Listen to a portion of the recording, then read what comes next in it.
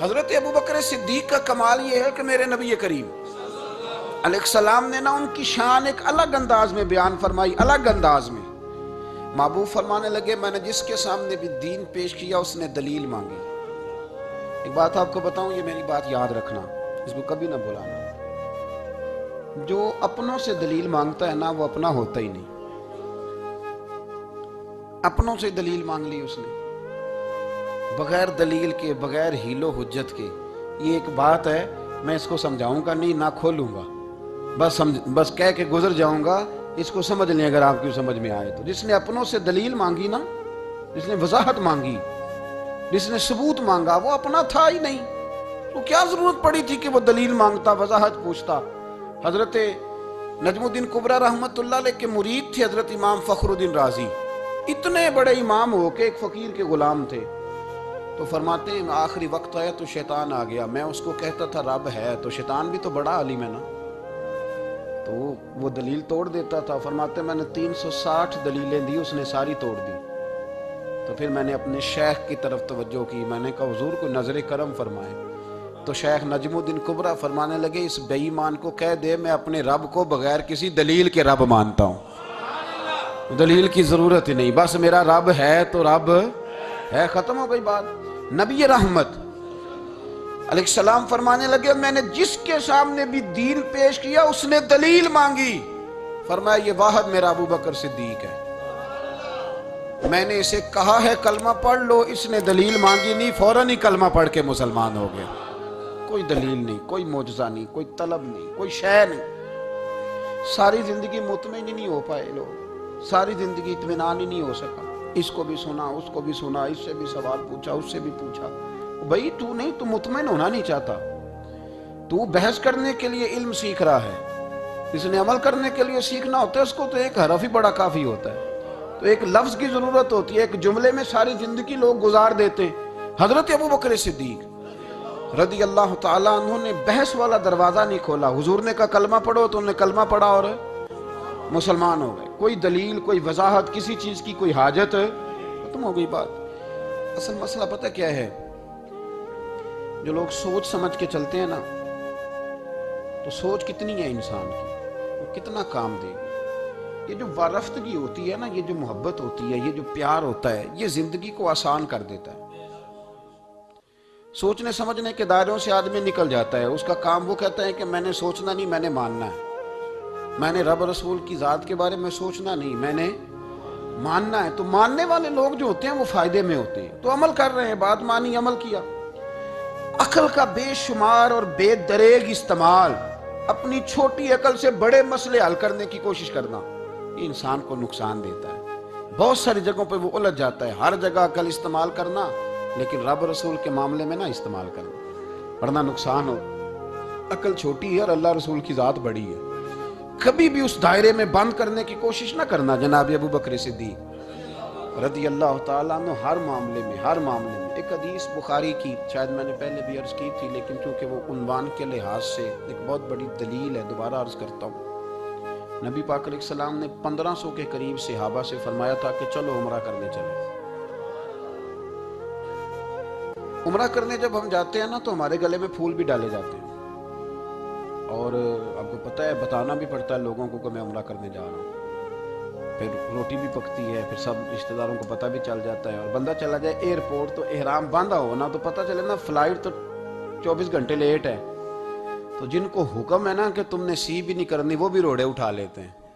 احرام باندھا ہوا ہے، حکم ہے کہ اب تم نے کوئی جھگڑا، کوئی لڑائی، کوئی فساد، تو ایئرپورٹ پہ لوگ روڑے اٹھا لیتے ہیں، کہتے ہیں ہم ایئرپورٹ بھی توڑیں گے اور فلائٹ کا جو عملہ ہے اس کا گریبان بھی پکڑیں گے، بڑا کچھ ہی دنیا کرتی ہے۔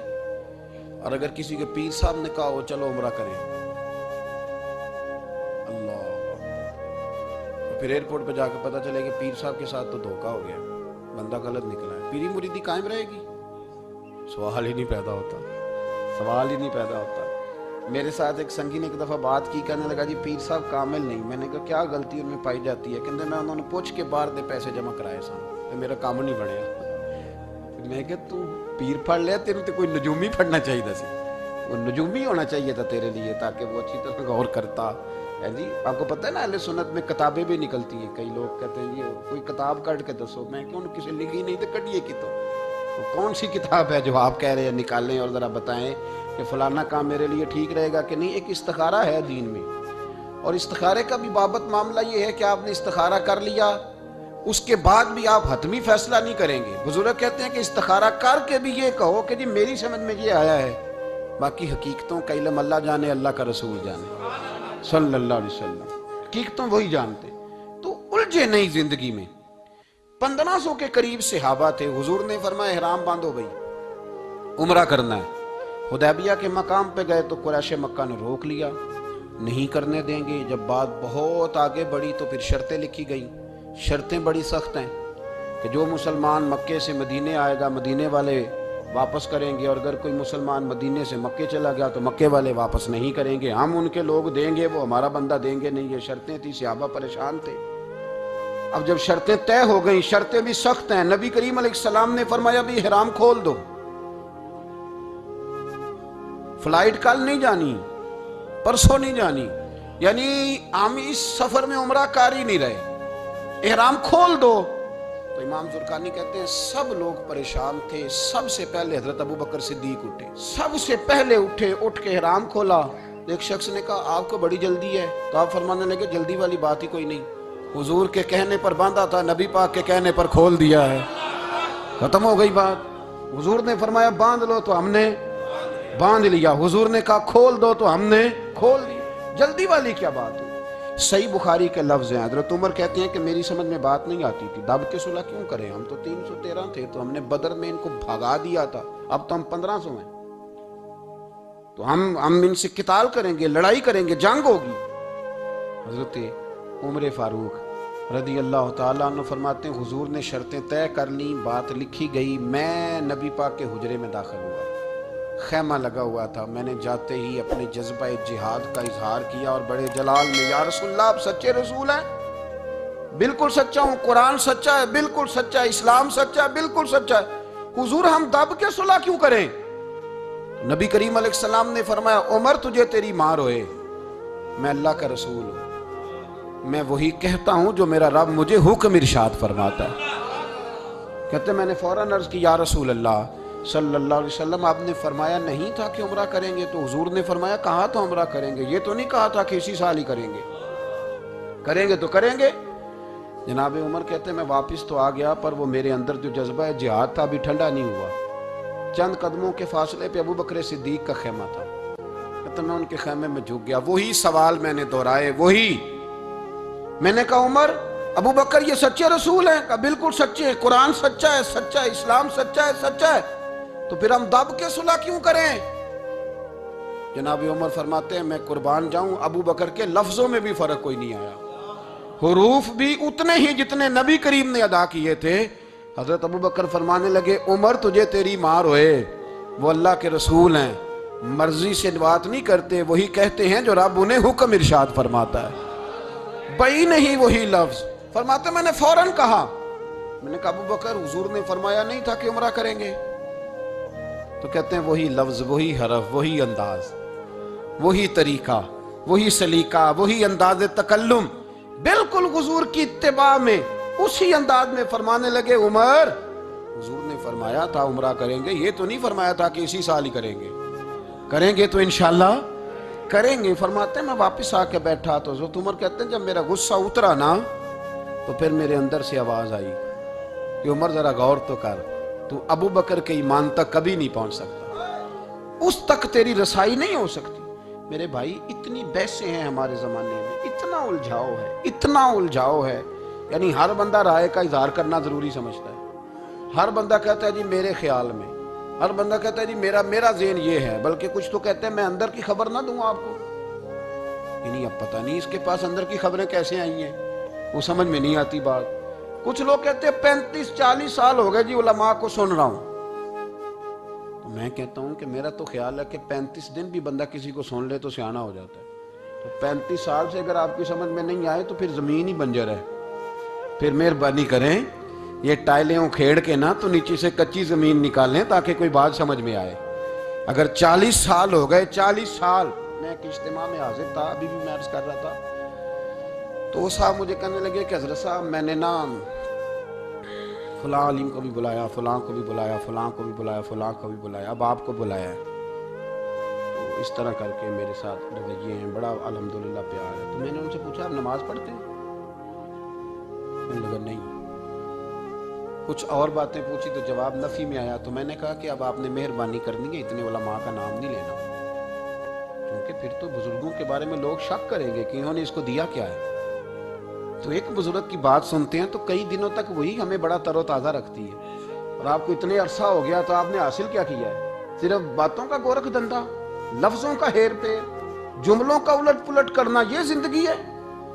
یہ زندگی ہے صرف باتیں کیلو کال سن لی آ گئے؟ نہ نہ، اسے ذرا آگے نکلیں، عمل کب کرنا ہے میرے بھائی؟ یہ بحثیں، یہ ابحاث، یہ لمبے چوڑے معاملات، یہ طے۔